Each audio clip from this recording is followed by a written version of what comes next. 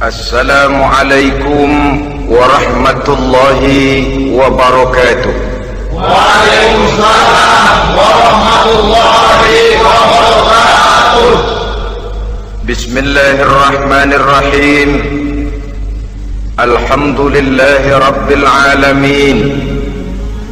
Wassalatu wassalamu ala ashrafil anbiya'i wal mursalin, imamil muttaqin, sayyidil ghurril muhajjalin, wa ala alihi wa ashabihil mujahidin at-tahirin, amma ba'du.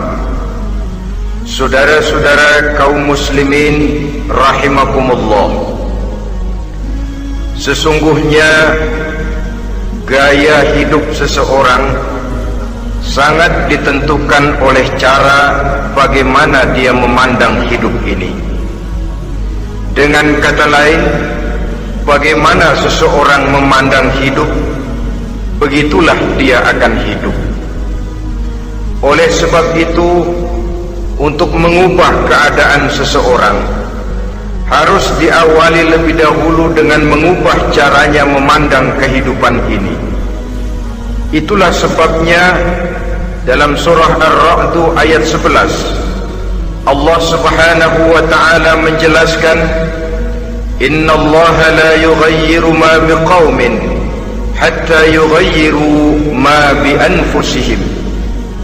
Allah subhanahu wa ta'ala tidak akan mengubah nasib dan keadaan satu kaum sampai kaum itu berusaha mengubah apa yang ada di dalam diri mereka sendiri.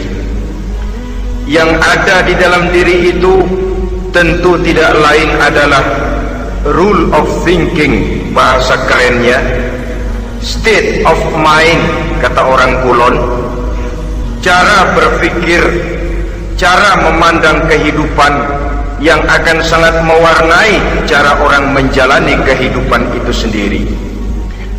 Oleh karena itu, pada pertemuan kali ini kita akan membicarakan tentang dasar dan tujuan hidup dari seorang muslim di dalam kehidupan ini. Yang pertama, tentang dasar dan landasan hidup. Seorang muslim tak dapat lain mendasarkan kehidupannya dengan Islam. Di dalam mendasari kehidupan dengan Islam ini, Allah subhanahu wa ta'ala menuntut, Ya ayyuhalladzina amanu dukhulu fis silmi kafah. Hai orang-orang yang beriman, masuklah kamu ke dalam Islam itu secara total, secara utuh, secara seluruhnya. Jangan separuh-separuh, jangan sepotong-sepotong. Mendasari hidup dengan Islam artinya menjadikan Islam sebagai way of life, sebagai rule of thinking, sebagai state of mind di dalam kita memecahkan problema-problema kehidupan, sehingga tidak satu persoalan hidup yang bagaimanapun kecilnya sekalipun yang tidak tersentuh oleh nilai-nilai ajaran agama Islam ini. Kemudian di dalam mendasarkan hidupnya dengan Islam, ia mempunyai satu keyakinan. Pertama, Islam sebagai dasar hidupnya adalah agama yang sesuai dengan fitrah daripada manusia. Allah subhanahu wa ta'ala pencipta manusia. Allah subhanahu wa ta'ala yang menurunkan agama Islam. Oleh sebab itu, tentu saja seluruh konsepsi Islam ini sudah diukur sedemikian rupa sesuai dengan kemampuan yang dimiliki oleh manusia. Secara logika bisa kita katakan, pabrik mobil di Jerman misalnya bikin mobil namanya Mercy.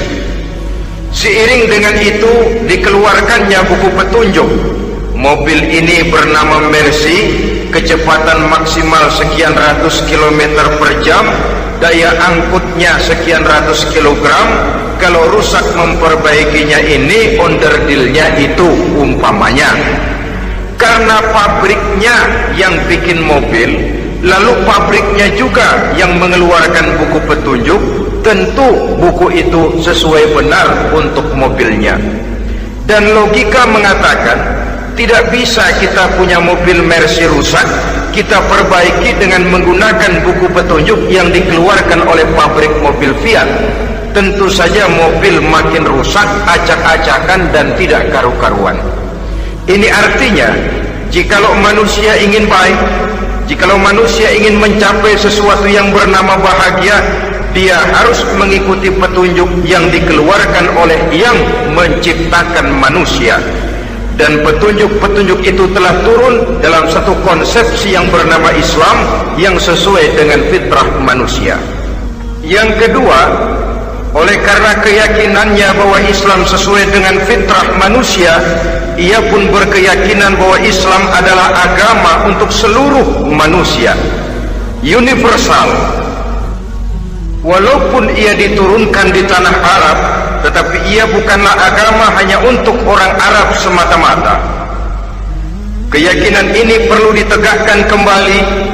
Oleh karena akhir-akhir ini muncul pendapat-pendapat yang menganggap seolah-olah agama itu barang impor. Persilahkan saja kalau memang itu merupakan keyakinannya, tetapi menganggap agama sebagai barang impor sungguh merupakan satu kekeliruan yang sangat besar. Bahwa Arab sebagian besar memang Islam, jelas, tetapi Islam bukannya Arab, itu pun harus kita akui. Kita bisa menjadi muslim yang baik tanpa perlu menjadi orang Arab. Dengan kata lain, kita bisa menjadi muslim yang baik dengan tetap menjadi warga negara Indonesia yang baik. Bahwa Al-Quran diturunkan dalam bahasa Arab oleh karena memang ia turun di tanah Arab. Buktinya apa? Walaupun Quran dalam bahasa Arab, tidak satu pun ayat Quran yang ditujukan kepada orang Arab semata-mata. Tidak ada ayat ya ayyuhal arabiyun, hai orang-orang Arab. Tidak ada. Yang ada malah ya ayyuhan nas, wahai manusia. Manusia yang mana? Yang mana saja asal merasa manusia. Kalau tidak merasa manusia, tidak usah terpanggil dengan ayat tadi. Maka dalam mendasari hidup dengan Islam, kita berkeyakinan Islam adalah agama untuk seluruh manusia. Yang ketiga, di dalam mendasari hidup dengan Islam, kita berkeyakinan Islam adalah agama terakhir yang diturunkan kepada Rasul terakhir. Tidak ada Rasul dan Nabi sesudah Nabi Muhammad, dan tidak ada agama lagi sesudah agama Islam. Dasar-dasar keyakinan ini melembaga dalam pribadi kita, membentuk satu keyakinan yang mendasari kehidupan ini, sehingga tidak satu problema yang bagaimanapun kecilnya dalam kehidupan yang tidak tersentuh oleh nilai-nilai Islam. Sejak kita tidur sampai kita bangun tidur, bahkan tidur itu sendiri, dan seluruh kegiatan kehidupan yang kita laksanakan dalam 24 jam, tidak satu pun yang tidak tersentuh oleh nilai-nilai Islam. Inilah pandangan hidup muslim. Jawaban seorang muslim terhadap problema-problema kehidupan yang dihadapinya, yang di dalam menjawab problema itu ia Islam oriented, berorientasi kepada nilai-nilai Islam. Apa kata Islam tentang pekerjaan yang dihadapinya? Halal kata Islam, halalah dia katakan. Haram kata Islam, haram dia katakan. Islam oriented.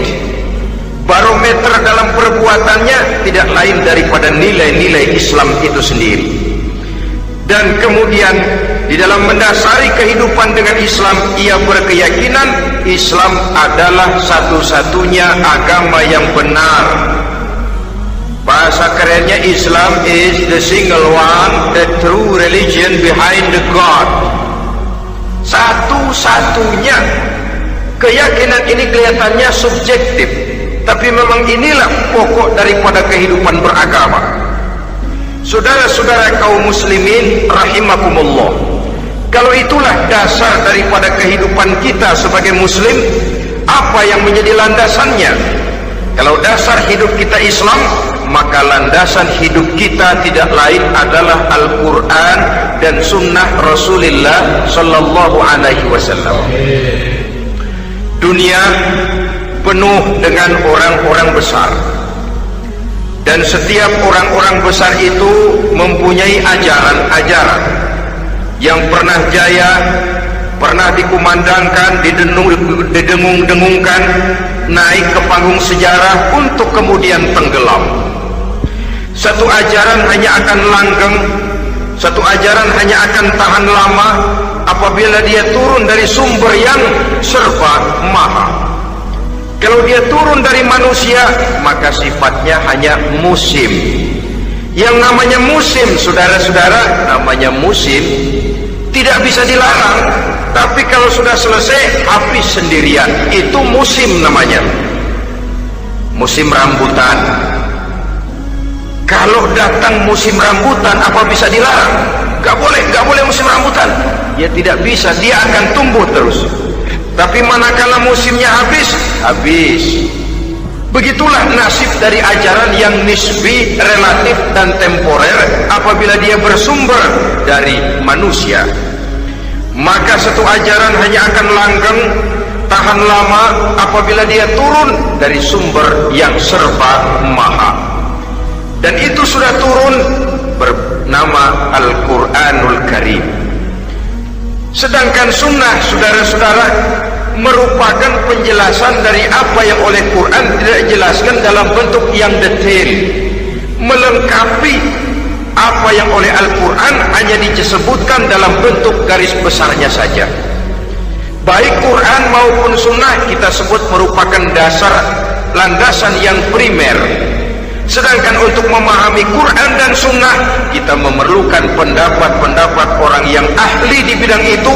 Dalam hal ini kita sebut saja dengan ulama. Dan ini merupakan sumber yang sekunder dari landasan hidup kita sebagai seorang muslim. Dua rel ini, Quran dan sunnah, merupakan landasan di mana kereta api Islam ini berjalan. Quran dan sunnah. Saudara-saudara kaum muslimin rahimakumullah, oleh karenanya marilah kita menjadikan Quran dan sunnah ini sebagai imam di dalam kehidupan kita. Bukankah Rasulullah sallallahu alaihi wasallam pernah memberikan pilihan, man ja'ala al-Qur'ana amamahu qadahu ilal jannah wa man ja'ala al-Qur'ana khalfahu saqahu ilan nar.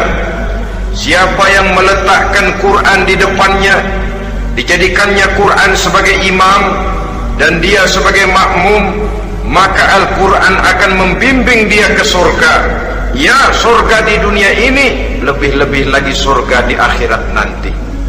Sebaliknya, wa man ja'ala al-Qur'ana khalfahu, siapa yang meletakkan Quran di belakangnya, dia belakangi ajaran dan konsepsi Al-Quran, dia tinggalkan perintah-perintah Al-Quran, maka Al-Quran yang dibelakanginya itu akan mendorong dia ke neraka.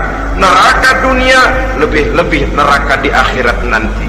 Pilihan terserah kita. Jikalau kita mau menjadikan Quran sebagai imam, artinya kita menjadi makmum. Resikonya dimanapun, makmum wajib ikut imam. Imam takbir, makmum takbir, imam ruku, makmum ruku, imam i'tidal, makmum i'tidal. Jikalau Quran imam kita dan kita adalah makmum, maka itu berarti jikalau ke barat komando Quran, ke barat kita pergi. Jikalau ke timur kata Quran, ke timur kita menuju. Jikalau halal kata Quran, halal kita katakan. Jikalau haram kata Quran, haram kita ucapkan. Itu resikonya kita menjadi makmum, menyusun pola hidup yang lebih Qurani. Tapi sebaliknya, ke barat komando Quran, ke timur kita pergi, ke utara kata Quran, ke selatan kita menuju. Halal kata Quran malah kita tidak mau melaksanakannya. Haram kata Quran kita senang bukan main.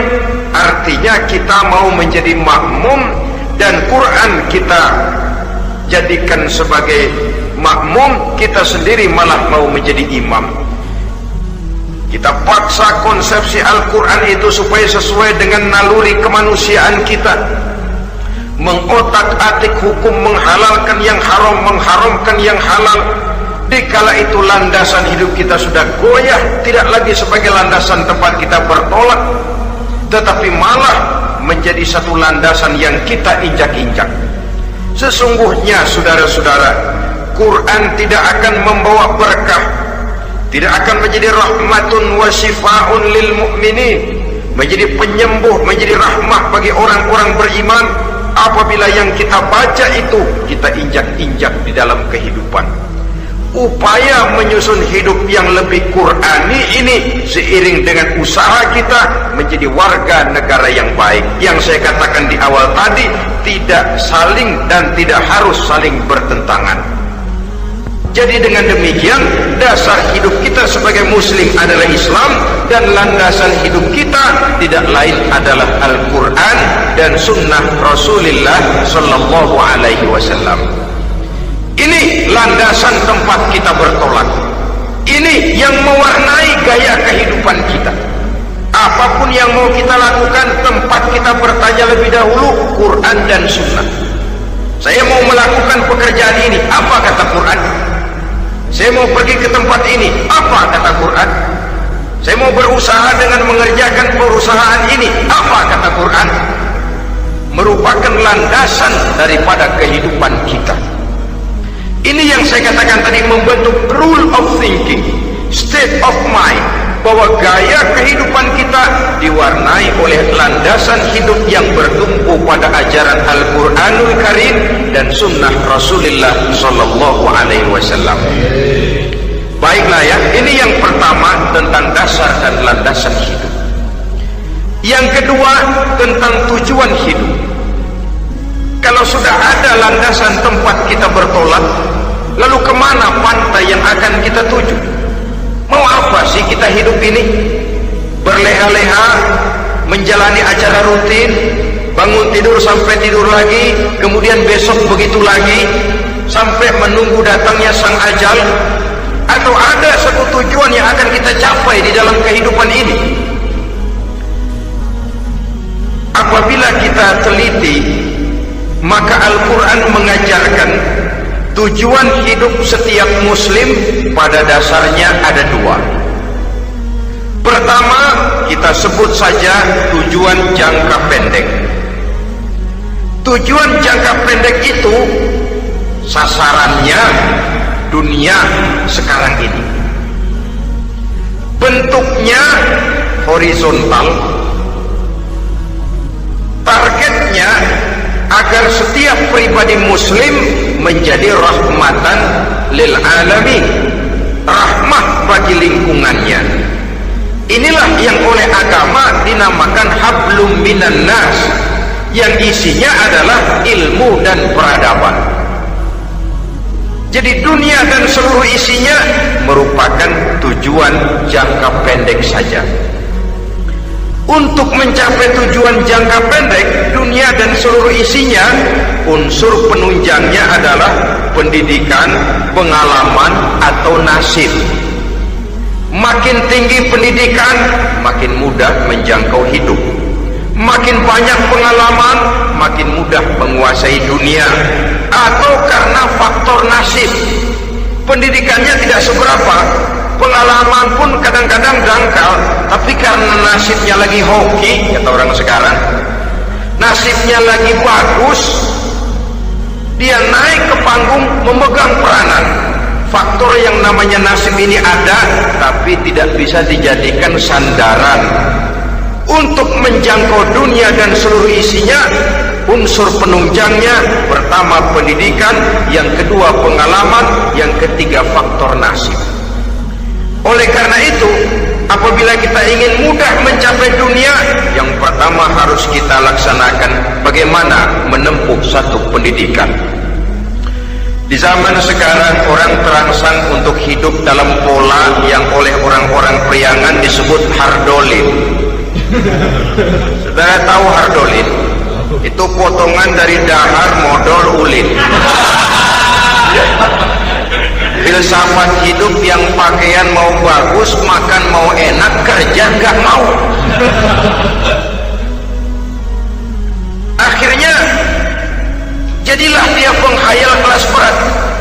tukang-tukang ngelamun kelas tinggi. Tiap hari kegiatannya ya cuma tidak terlepas dari tiga kriteria itu. Hardolin, pokoknya kalau sudah dahar motor ulin, besok ya begitu lagi pola dari dimana orang pakaian mau bagus, makan mau senang, duit mau punya, kerja tidak mau. Kadang-kadang mau kerja tapi tidak tahu apa yang harus dikerjakan, ditambah oleh sempitnya lapangan pekerjaan. Tidak tahu apa yang harus dikerjakan, dilatar belakangi oleh tidak adanya pendidikan yang dia terima, sehingga mau kerja apa lalu bingung. Oleh karena itu, terutama buat adik-adik remaja, para pemuda, saya berpesan untuk menjangkau dunia, yang pertama harus kita jalani bagaimana membina diri, mendidik. Taruh kata drop out, putus sekolah, tapi drop out bukan halangan bagi tumbuhnya cita-cita yang mulia. Bahkan ada orang bilang many a great man starts as a newspaper boy. Banyak orang-orang besar yang memulai pekerjaannya dagang koran. Putus sekolah bukan merupakan halangan bagi tumbuhnya cita-cita yang mulia. Dan tidak sedikit orang-orang besar yang tidak keluaran perguruan tinggi. Tidak sedikit orang-orang besar yang tidak merupakan produk dari perguruan tinggi tertentu, tapi kerajinannya belajar, banyak membaca, banyak bergaul, autodidak. Syukur kalau masih bisa menempuh pendidikan yang formal. Kekurangan ekonomi, kemiskinan keluarga jangan menjadi penghalang bagi tumbuhnya cita-cita yang tinggi untuk menempuh karier pendidikan yang baik. Ini memang pahit, tapi bagaimanapun kata orang, lebih baik makan singkong beneran daripada makan roti ngimpi. Artinya jikalau memang perlu, lebih baik sekolah sambil dagang koran, nyemir sepatu, parkir mobil, daripada hardolin itu tadi. Tanpa prospek hari depan yang ada artinya. Dan pendidikan memang merupakan sesuatu yang baik, tapi tanpa ini rasanya kita akan sulit untuk menjangkau dunia, tersisih di pojok-pojok kehidupan. Jangan lalu bilang, manusia kan rezekinya sudah dijamin oleh Allah, ayam saja ada rezekinya. Of course, tapi jangan lupa cara ayam cari rezeki dengan cara manusia cari rezeki lain. Kalau ayam cari rezeki dari tahun atu, modalnya cuma ceker sama patok. Kalau ayam asal bisa nyeker, bisa matok, ayam dapat rezeki. Pokoknya kertok dah. Tapi manusia cari rezeki, dia harus cari lapangan kerja. Lapangan kerja sulit. Sudah dapat lapangan kerja, harus punya keahlian. Untuk memperoleh keahlian harus dengan pendidikan. Berhadapan lagi dengan saingan-saingan, karena pasaran tenaga kerja tiap tahun puluhan kalau tidak ratusan ribu pasaran tenaga kerja yang masuk lapangan kerja. Ini kenyataan. Semakin ke depan, oleh tingginya tensi ekonomi, oleh persaingan hidup yang makin tajam, oleh makin menggejalanya pola pikir industrialis yang membuat manusia individu, nilai-nilai semacam ini akan terasa makin berat. Oleh karenanya, tanpa pendidikan sulit untuk menjangkau dunia. Yang kedua, pengalaman, tenaga expert. Sehingga orang mengatakan experience is the best teacher. Pengalaman adalah guru yang paling bijaksana. Dengan pengalaman kita makin dewasa. Dan orang sering mengatakan kegagalan hakikatnya adalah keberhasilan yang tertunda. Jangan takut gagal, kalau itu akan mengantarkan kita kepada pola hidup yang lebih dewasa, lebih tegar, lebih sanggup menghadapi kesulitan-kesulitan. Dan faktor yang ketiga, nasib. Kadang-kadang orang pendidikannya tidak ada, kadang-kadang pengalamannya tidak seberapa, tapi karena nasib, engkongnya misalnya jadi komandan Hansip, dia naik jadi anggota Hansip. Itu karena faktor nasib saja. Yang ketiga ini ada, tapi tidak bisa dijadikan sandaran dalam arti bahwa kita lalu mengandalkan nasib. Loh, nanti udah gede mau jadi apa? Masih gimana nasib aja dah. Jadi orang syukur, jadi gembel nasib. Tidak bisa kita menghadapi hidup dalam satu alur spekulasi. Tidak bisa kita menjalani skenario kehidupan ini dengan bersikap untung-untungan. Karena kehidupan walaupun tidak bisa dipastikan, paling kurang bisa dirancang, bisa direncanakan, bisa ditargetkan, bisa dianalisa kemungkinan-kemungkinannya. Walaupun tidak bisa dipastikan, tapi bisa diperhitungkan. Sebagai manusia yang terikat oleh causality, oleh hukum sebab akibat, sewajarnya kita memperhitungkan kemungkinan-kemungkinan itu. Kira-kira 5, 10, 15 tahun yang akan datang, sejauh mana kesulitan-kesulitan dalam kehidupan itu, sejauh mana persaingan dalam hidup, sejauh mana tenaga kerja dibutuhkan, sejauh mana keahlian dan skill menunjang ke arah itu. Kalau tidak, kita akan tersisih di sudut-sudut kehidupan untuk lebih banyak jadi penonton daripada menjadi pemain. Padahal kita ingin jadi pemain, kita ingin atlet, kita ingin punya peranan, karena kita oleh agama dituntut menjadi rahmatan lil alamin, menjadi rahmah bagi lingkungan di mana kita tinggal, mewarnai lingkungan, bukan cuma diwarnai oleh lingkungan itu sendiri. Itu tadi tujuan jangka pendek sebagai tujuan yang pertama.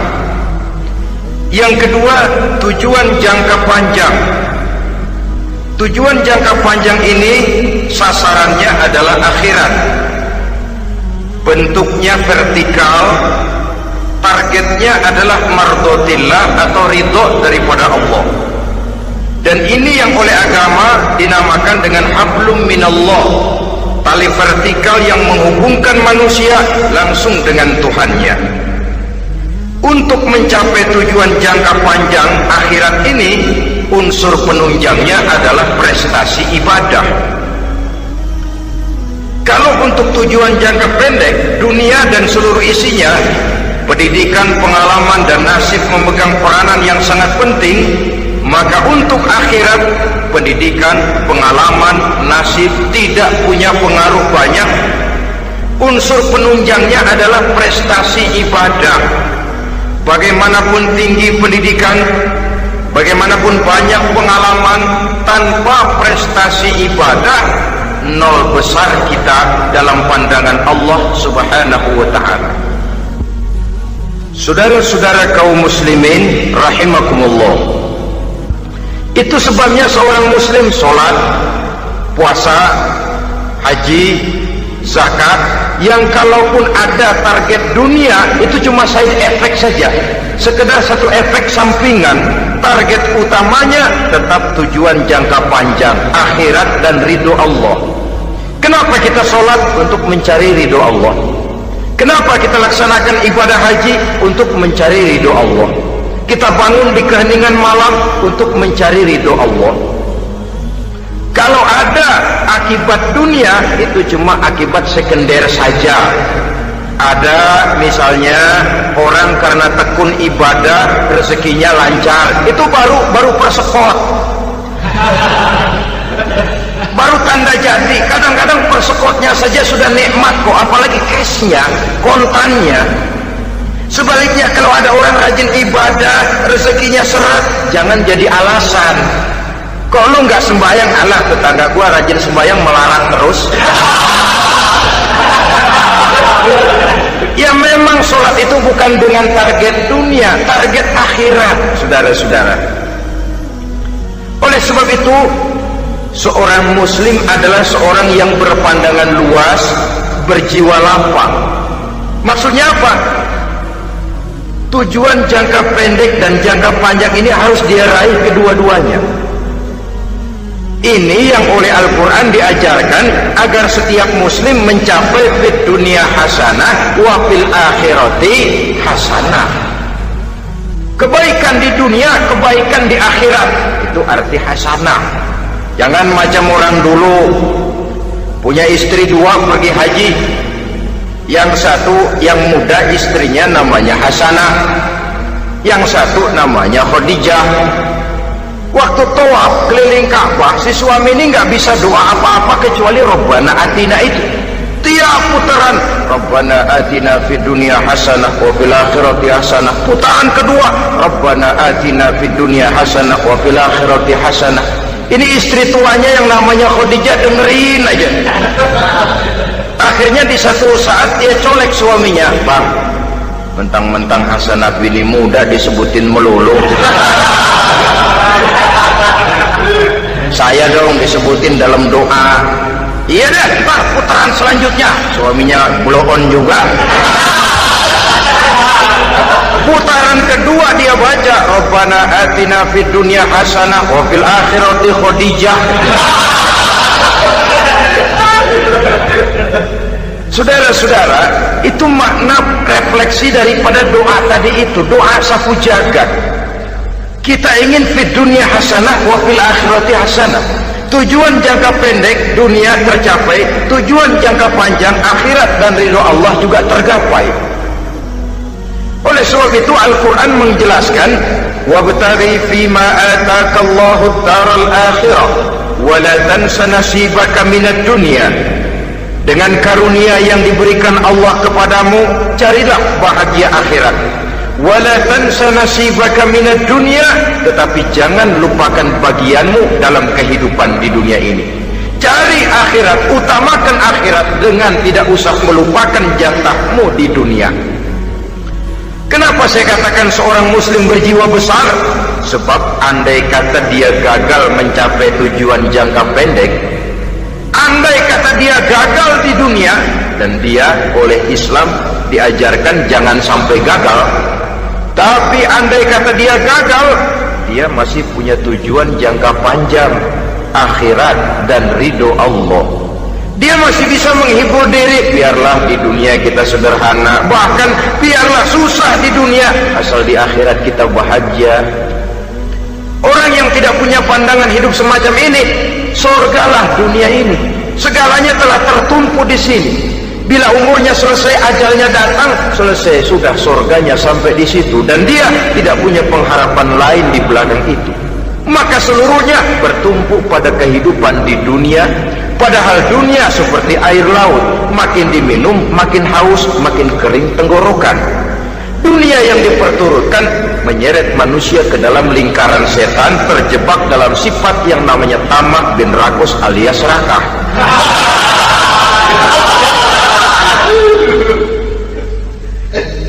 Andai kata dia gagal untuk tujuan jangka pendek, dia masih punya tujuan jangka panjang, akhirat. Dia masih sanggup berkata, biar di dunia kita sederhana, bahkan biar kepelangsak sengsara susah di dunia, asal di akhirat kita bisa bahagia. Kan masih ada harapan. Yang paling bangpak, paling rusak betul, sudah di dunia sengsara, di akhirat celaka. Jadi dunia rumahnya gubuk, pinggir kali miring, asal hujan bocor, utang selebar warung. Bayang kagak, ngaji enggak, puasa enggak, saban malam miring mulu. Saudara hadirin yang saya hormati, lalu kapan mau bahagia kalau sudah di sini susah, di sana akan susah juga. Ini yang pertama, seorang muslim, seorang yang optimis, berjiwa besar, luas pandangan. Kegagalan dia dalam jangka pendek tidak menyebabkan dia melupakan tujuan jangka panjang. Yang kedua, positifnya apa? Cara dia mencapai tujuan jangka pendek diwarnai oleh keyakinan adanya tujuan jangka panjang. Dia memang benar cari harta, tapi karena dia yakin ada akhirat, Allah ridho apa tidak? Ini positifnya. Saya memang cari duit, tapi dengan cara ini Allah ridho apa tidak? Saya memang ingin berpakaian yang rapi, tapi dengan tidak menutup aurat begini, Allah ridho atau tidak? Saya memang bergaul menghormati teman, tapi terjebak dalam minuman keras karena menghormati teman, Allah ridho apa tidak? Ini orang yang punya tujuan jangka panjang. Segalanya diberikan bingkai dengan pertanyaan, Allah ridho atau tidak? keyakinannya terhadap tujuan jangka panjang mewarnai gaya hidupnya di dunia ini mencapai tujuan jangka pendek tadi. Mau minum, Allah ridho apa enggak ini? Mau makan, yang saya makan Allah ridho apa enggak ini? Pendeknya apapun yang mau dia kerjakan, karena dia punya keyakinan tujuan jangka panjang, dia selalu menimbang terhadap ridho Allah tadi. Jadi tanpa prestasi ibadah, kita nol besar dalam pandangan Allah. Ini nilai manusia yang hakiki di sini. Ini makna inna akramakum indallahi atqakum. Di akhirat nanti kan tidak pernah akan disidang. Kamu pendidikan setinggi apa? Tidak. Gelarmu berapa enteng? Profesor, doktor? Tidak. Akhirat hanya menyidang kau sholat atau tidak, kau puasa atau tidak, kau zakat atau tidak, diberikan kamu harta yang banyak, dari mana kau dapat, kemana kau belanjakan. Prestasi ibadah itu yang ditanya. Setinggi apa pendidikan, sebanyak apa pengalaman, no problem, tidak jadi masalah di akhirat itu. Prestasi ibadah itu yang akan kita persembahkan di hadapan Allah. Itu makna inna akramakum indallahi atqakum. Kerbau dinilai dari dagingnya, makin gemuk makin mahal harganya. Tapi ada perkutut lebih mahal dari kerbau. Perkutut itu mahalan mentahnya loh daripada matangnya. Karena harga perkutut pada suaranya. Lalu di mana harga manusia yang paling gemuk? Tidak. Suaranya, oh kalau manusia dinilai dari suaranya, barangkali Madonna nomor awal masuk surga. Hanyalah dengan prestasi ibadah kita bisa mencapai tujuan jangka panjang akhirat dan ridho Allah. Nah baiklah ya, kalau sudah jelas bahwa kita punya dua tujuan jangka hidup, jangka pendek dan jangka panjang, bagaimana Islam mengajarkan kita meraih dua ini? Pada prinsipnya Islam mengajarkan sistem keseimbangan dalam berbagai aspek kehidupan. Keseimbangan ini nampak dengan nyata diajarkan oleh agama kita, seperti ayat yang saya bacakan tadi. Dengan karunia yang diberikan Allah kepadamu, cari negeri akhirat, tapi jangan lupakan bagianmu di dunia ini. Dalam bentuk yang lebih nyata, bekerjalah untuk duniamu seolah kau akan hidup buat selamanya, tapi bekerjalah buat akhiratmu seolah kau akan mati besok. Manifestasinya dalam kehidupan, misalnya orang kaya diperintah membantu yang miskin, tapi orang miskin dianjurkan berusaha. Jangan mengandalkan hidup kepada yang kaya, seimbang. Kamu kaya, betul Pak, bantu yang miskin. Kamu miskin, iya Pak, berusaha, seimbang. Tuan rumah diwajibkan menghormati tamu, tamu diwajibkan tahu diri, seimbang. Jadi bagaimana kalau sudah kita bekerja di sawah, di ladang, di pasar, di kantor, anggap kita akan hidup selamanya agar timbul gairah kerja. Tapi kalau sudah sholat, anggap kita akan mati besok supaya timbul khusyuknya. Nah, titik tekannya di mana? Stresnya itu. Walaupun Islam mengajarkan sistem keseimbangan, tapi Al-Quran tetap menggarisbawahi walal akhiratu khairul laka minal, bahwa bagaimanapun seimbangnya, akhirat itu lebih utama daripada dunia. Bagaimana implementasinya? Kata orang-orang tua, kalau kita menanam padi, rumput pasti tumbuh, tapi nanam rumput jangan mimpi tumbuh padi. Maksudnya apa? Kalau satu perbuatan kita niatkan karena Allah, dunianya pasti ikut. Tapi kalau satu perbuatan diniatkan karena dunia semata-mata, akhirat akan hilang. Sebab itu, biasakanlah berbuat sesuatu, baik untuk tujuan jangka pendek, lebih-lebih untuk tujuan jangka panjang, dengan motif lillahi ta'ala. Jadi saya ulangi, satu perbuatan kalau sudah diniatkan karena Allah, dunia biasanya ikut. Tapi kalau diniatkan karena dunia semata-mata, akhirat akan luput. Padahal itu titik tekannya, walal akhiratu khairul laka minal ula. maula. Saudara-saudara kaum muslimin rahimakumullah, ini tujuan hidup. Jadi landasan tempat kita bertolak sudah jelas, pantai yang akan kita tuju dalam kehidupan ini juga sudah nyata. Kita ingin mencapai apa yang dinamakan fid dunya hasanah wa fil akhirati hasanah. Untuk itu perlu ada keseimbangan, tetapi titik tekannya tetap akhirat lebih utama daripada kehidupan dunia ini. Sekarang kalau sudah ada dasar hidup, sudah ada tujuan yang akan kita capai, tentu harus ada alat untuk mencapainya. Semuanya perlu sarana. Bahkan pada hakikatnya dalam kaidah usul fikih para ulama mengajarkan lil wasail hukmul maqasid. Sarana dan tujuan hukumnya sama. Ini mestinya mendidik umat Islam jadi pinter. Jangan cuma berpikir melaksanakan satu pekerjaan, tapi juga berpikir menciptakan sarana untuk terwujudnya pekerjaan itu. Misalnya umat Islam wajib pergi haji kalau mampu, kan begitu toh? Kalau dia umat Islam Indonesia, tentu pergi hajinya ke Mekah. Mekah, Jeddah, Mekah, Indonesia perlu sarana angkutan untuk sampai ke sana. Kapal laut, kapal udara. Artinya umat Islam harus maju di bidang teknologi, bisa menciptakan pesawat, bisa menciptakan kapal laut, sarana yang akan menyampaikan dia untuk bisa melaksanakan ibadah haji. Selama ini kita bertumpu kepada pemikiran, pokoknya kan yang penting gue pergi haji pakai apa, kayak gue punya duit.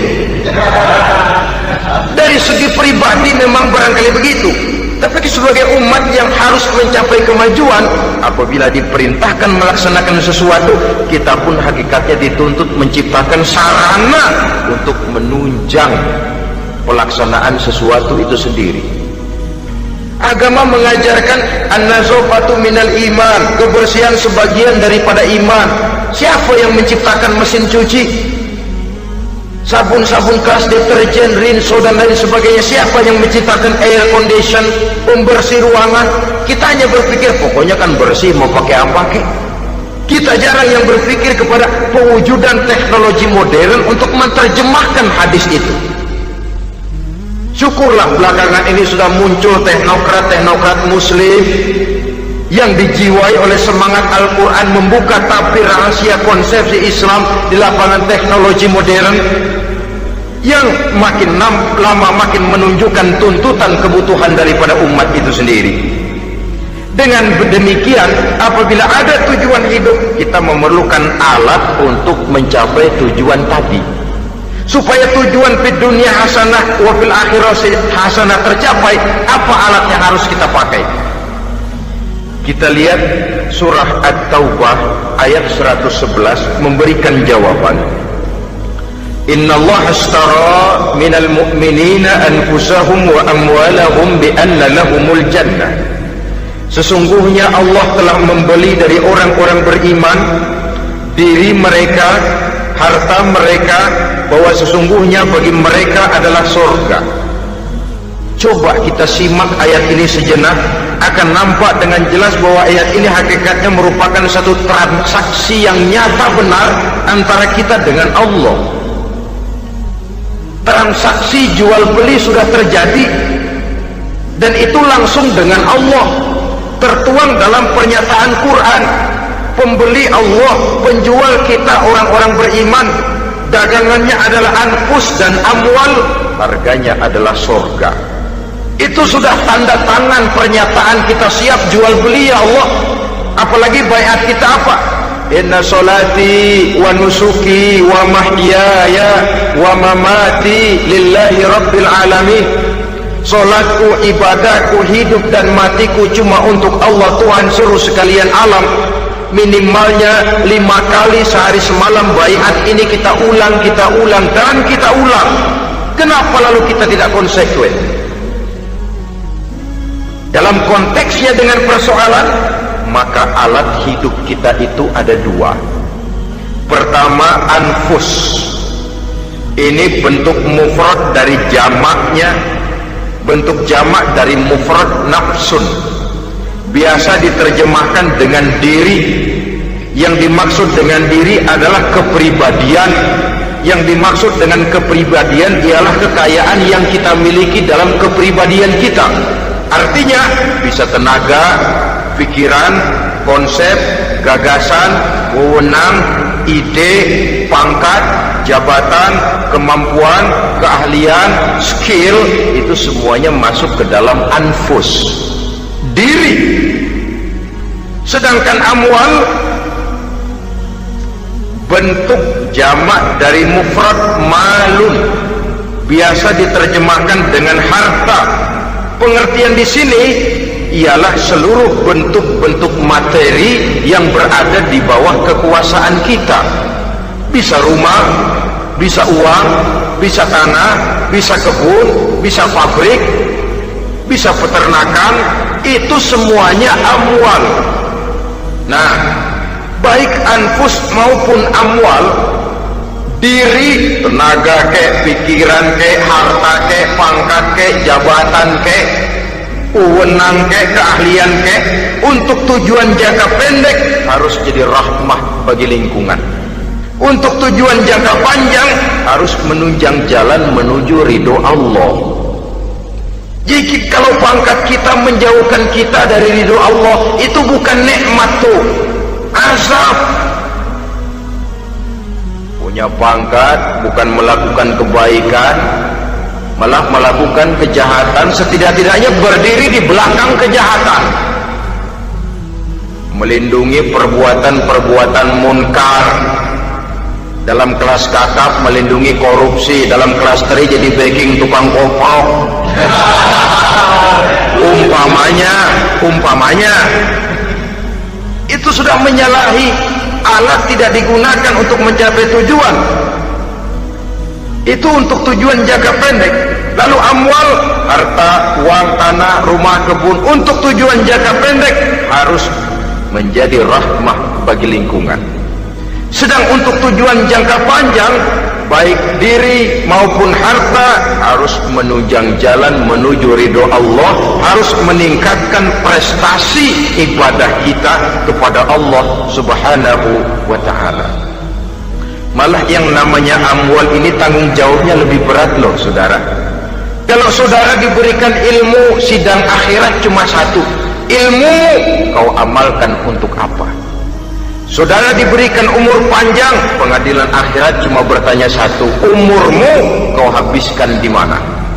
Tapi saudara diberikan harta, pertanyaan akhirat dua, hartamu kau dapat dari mana? Kau belanjakan kemana? Dari mananya dan kemananya ditanya, depan belakang. Kalau kadang-kadang kan ada orang hartanya didapat dari jalan yang halal, dibelanjakan di jalan haram. Kerja peras keringat banting tulang setengah mati, begitu dapat duit beli buntutan, muter-muter kertas cari kode. Didapat dari jalan halal, dibelanjakan di jalan haram, atau didapat dari cara yang haram, dibelanjakan di jalan yang baik. Menang judi, nyumbang pesantren. Nabi mengajarkan innallaha thayyibun la yaqbalu illa thayyib. Allah itu baik dan hanya menerima yang baik-baik saja. Tidak bisa mencuci kain dengan air najis. Kain akan tetap kotor. Saudara-saudara kaum muslimin rahimakumullah. Oleh karenanya masalahnya terpulang kepada kita, pandai-pandailah membagi orientasi. Suatu saat tenggelam kita dalam kesibukan dunia dan seluruh isinya untuk mencapai tujuan jangka pendek. Lain saat tenggelam kita memfanakan diri untuk mencapai tujuan jangka panjang, akhirat dan ridho Allah. Karena kehidupan ini bukan berjalan tanpa batas. Umur ini bukan satu karunia tanpa pertanggungan jawab.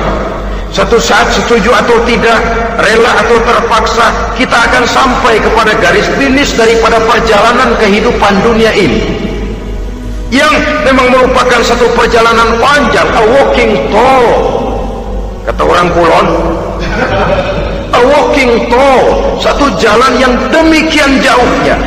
Entoh kita akan sampai ke garis finish. Bila datang ajal, senja kehidupan datang, malam menyelimuti. Datangnya tidak pernah kita sangka, tapi sekali dia datang, tidak satu kekuatan yang bisa menolak. Kehadirannya tidak pernah kita harapkan, tapi satu kali dia datang bertamu, pasti terjadi.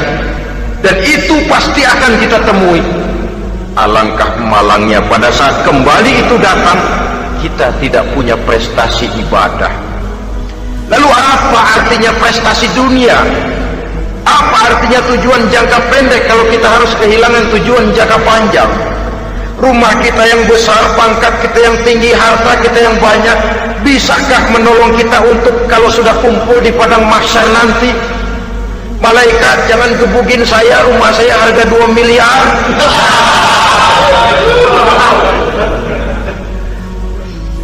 Sudahlah malaikat, damai saja, itu Rolls Royce saya. Pakai saja malaikat, pakai. Kata malaikat, gue budak, gue nggak butuh gituan. Hanya prestasi ibadah yang bisa menyelamatkan kita pada kondisi semacam itu.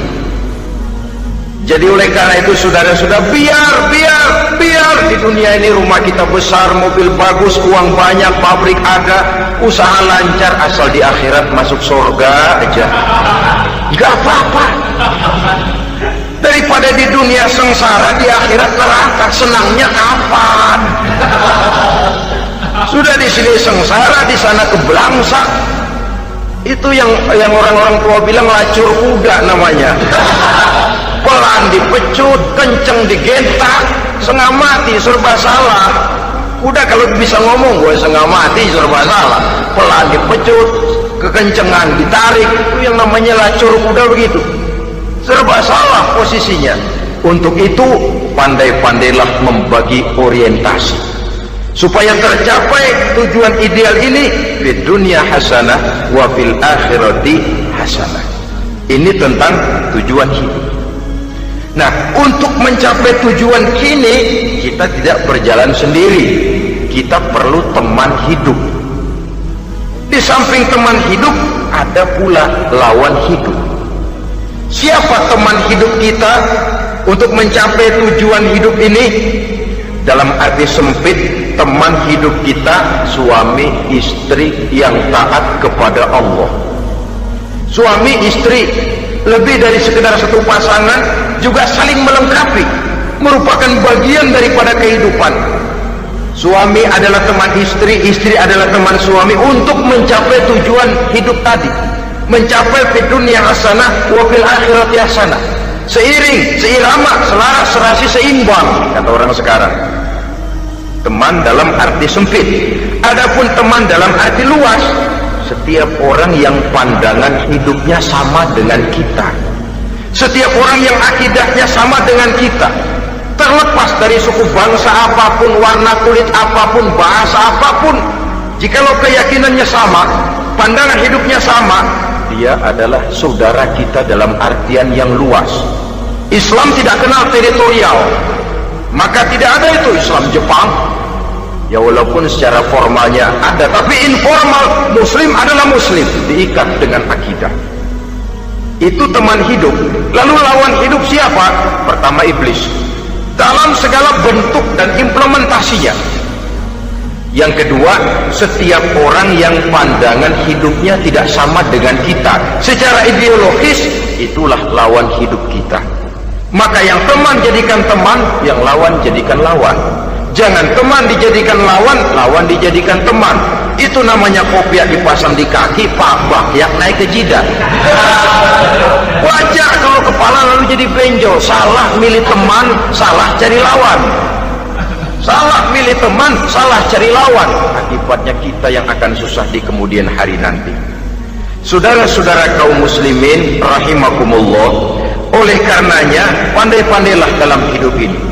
Yang teman jadikan teman, yang lawan jadikan lawan. Kalau lawan kita jadikan teman, sementara teman kita jadikan lawan, dan itu yang banyak terjadi dalam praktek kehidupan, kita tidak akan bisa mencapai tujuan karena akan tertarung di kaki sendiri. Nah, ini sajalah yang kita bicarakan pada pertemuan kali ini. mudah-mudahan ada manfaatnya. Terima kasih atas segala perhatian, mohon maaf atas segala kekurangan. Usikum wa nafsi bitaqwallah. Wassalamualaikum warahmatullahi wabarakatuh.